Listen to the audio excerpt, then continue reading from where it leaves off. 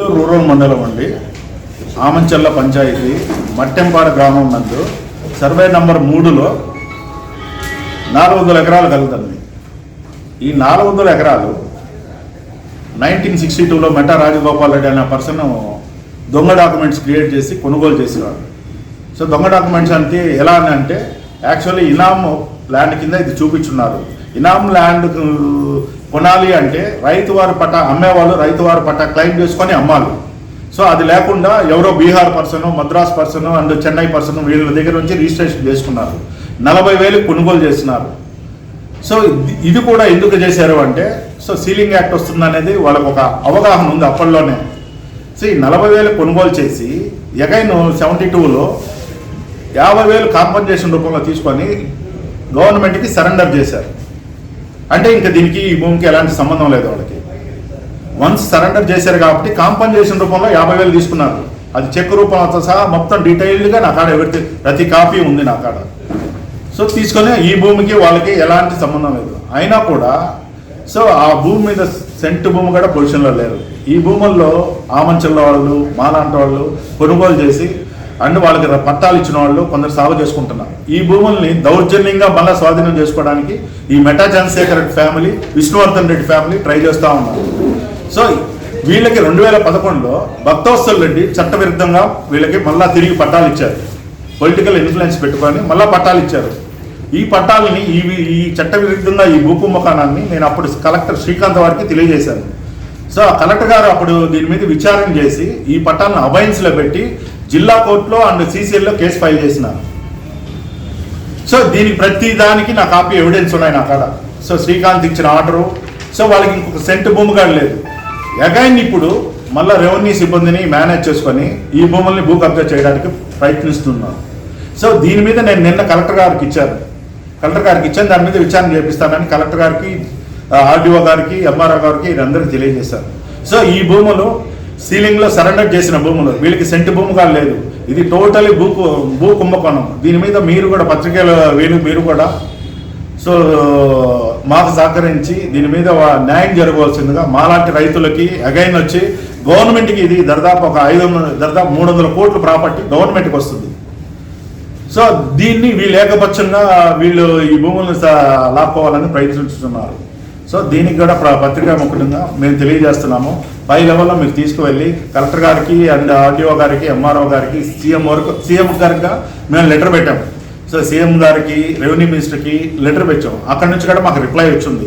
So దీన్ని కూడా మళ్ళీ అగైన్ మేము కలెక్టర్ గారిని కూడా కలిసి దీని మీద మరలా తెలియజేస్తాం.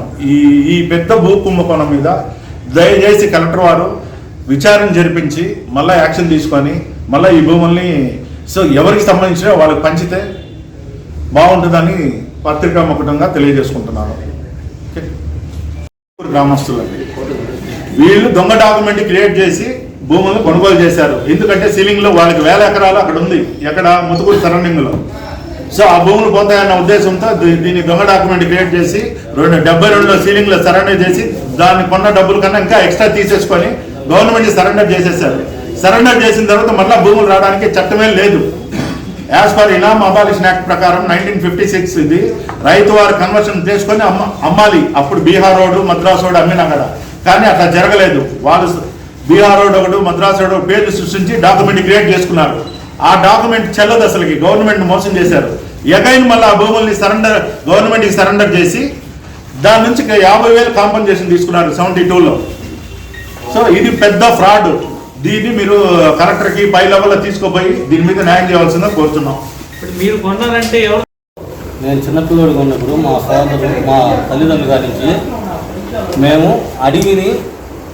అడవిని మొక్కలు తీసి పాము పుట్టలు అన్నిటినీ తీసి క్లీన్ చేసుకొని ఒక పంటగా ఒక ఖరీదు చేసుకొని మెట్ట భూములుగా దాంట్లో సాగు చేసుకుంటా ఉన్నాం అన్నమాట. 56 కుటుంబరాలు, మాది కుటుంబరాలు, మొత్తం ఎస్సీ మాదిగ కుటుంబరాలు. కష్టానికి నష్టానికి ఎన్నో కష్టాలు పడి భూములు గెడ్లు కూడా తిని 10 రూపాయలు కూలీలకు పోయి పిల్ల సాగిన మా తండ్రి మట్టింపాడు గ్రామంలో. అదే మట్టింపాడు గ్రామంలో ఆంచాల కోసం ఒక అంగడి లేదు, ఏం లేదు, ఒక కొలుము ఉన్నది. అది కూడా పొరవలు చేసుకునేదానికి, ముద్దుకట్లు అవి చేసుకునేదానికి. కూడు లేక నీళ్ళు లేక అడవిలో పడి ఆ మొక్కలు తీసుకొని గుడిసేసుకొని ఎన్నో కష్టాలు పడి సేద్యం చేసుకుంటుంటే ఇప్పుడు సంవత్సరానికి వానలు వస్తేనే మినుము వేసుకుంటాం, లేదంటే పనులకు పోతుంటాం. ఇప్పుడు మా తండ్రి కూడా మొన్న 1 ఇయర్లో స్వర్గస్థులు అయిపోయాడు. నాకు ఊహ తెలిసిన తర్వాత నుంచి కూడా మేము ఆడే పుట్టి పెరిగింది. నెక్స్ట్ వచ్చేసి 93లో మాదిగ కులానికి 56 పట్టాలు ఇచ్చారు గవర్నమెంట్. దానికి ముందు ఏంటంటే మెట్టా చంద్రశేఖర్ రెడ్డికి పట్టాలు ఉన్నాయని చెప్పేసి 560 ఎకరాలు ఉన్నది, 560 ఎకరాలు ఉన్నాయని ఇందిరమ్మ ప్రభుత్వంలో భూసేకరణ కింద అతని దగ్గర నుంచి 560 ఎకరాలు తీసేసుకొని అతనికి 200 ఎకరాలు కృష్ణాపట్నం కాడ ఇచ్చినట్టుగా మాకు కొంచెం తెలిసిందనమాట. ఇచ్చి అది గవర్నమెంట్ హ్యాండ్ ఓవర్ అయిపోయింది. అప్పటి నుంచి గవర్నమెంట్ ఏం చేసిందంటే పేద ప్రజలకి ఎస్సీ ఎస్టీలకి అనే టైపులో కేటాయించి భూమిని చేసుకోమని సాగు కింద ఇచ్చిందనమాట. తర్వాత 83లో పట్టాలు కూడా చేసి ఇచ్చింది. ఆడొచ్చేసి నెంబరు ఆయన పేరు ఏంటంటే ఆంచల్లో కరపనాయన ఈ చాలా విధాలుగా గుడిసెలు పీకేయటం, ఇల్లులు పీకేయటం 1980 నుంచి చేస్తూ వచ్చినా కానీ అన్నీ తట్టుకొని చేసుకుంటా వ్యవసాయం చేసుకుంటూ వస్తున్నాం. ఇప్పుడు కూడా 2002లో జామాయిల చెట్లు వేస్తే మా చెట్లు పీకిపిచ్చేసి 500 మందిని తాగుబోతులు పెట్టి రౌడీలను పెట్టి మమ్మల్ని కొట్టి నానా రభ చేసి 500 మందిని దింపి పీకిచ్చేసారు జామాయిల చెట్లు. విష్ణువర్ధన్ రెడ్డి మనుషులను పంపించి మా పైన మా కైలో వేసిన చెట్లన్నీ పీకేసి చించేసి అడ్డం వచ్చిన నరికేదాన్ని కూడా స్వాగతం ఇచ్చారనమాట. వాళ్ళు అంటే తాగేసి కత్తులు ఎత్తుకొని వచ్చేసారు.